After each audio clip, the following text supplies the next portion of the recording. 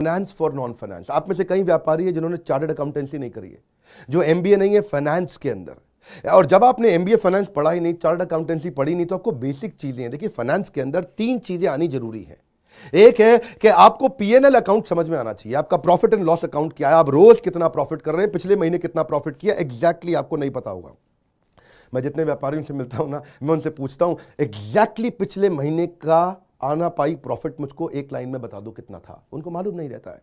दूसरी चीज, balance sheet समझ में नहीं आती कि बैलेंस शीट बनती कैसे, समझनी कैसे है, उसका मेरी बिजनेस में क्या इंपैक्ट है। और तीसरी चीज, cash flow statement. Profit and loss अलग होता है, कैश फ्लो स्टेटमेंट अलग होता है। कैश फ्लो हो सकता है आपके बुक्स में प्रॉफिट हो लेकिन हाथ में कैश ना हो सकता है आपके हाथ में कैश हो लेकिन बुक्स में प्रॉफिट ना हो। ये दोनों बिल्कुल अलग अलग चीजें हैं।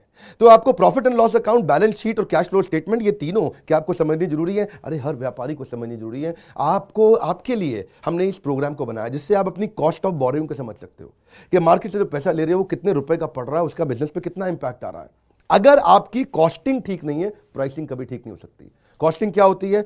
एक आपने जूस की बोतल बेची, एक्चुअली वो बोतल बनाने में कॉस्ट कितनी आ रही है, तो वो एक पर यूनिट कॉस्टिंग कैसे निकाली जाती है। साधारण हिंदी भाषा में लोगों को सिखाने वाला कोई कोर्स एग्जिस्ट ही नहीं करता था। कई मैंने छोटे छोटे ऐसे कोर्सेज बनाए हैं और कैसे हिंदुस्तानी व्यापारियों को मद्देनजर रखते हुए उनकी प्रॉब्लम्स को इकट्ठा करके, इसलिए हमने इसको नाम दिया है प्रॉब्लम सॉल्विंग कोर्स।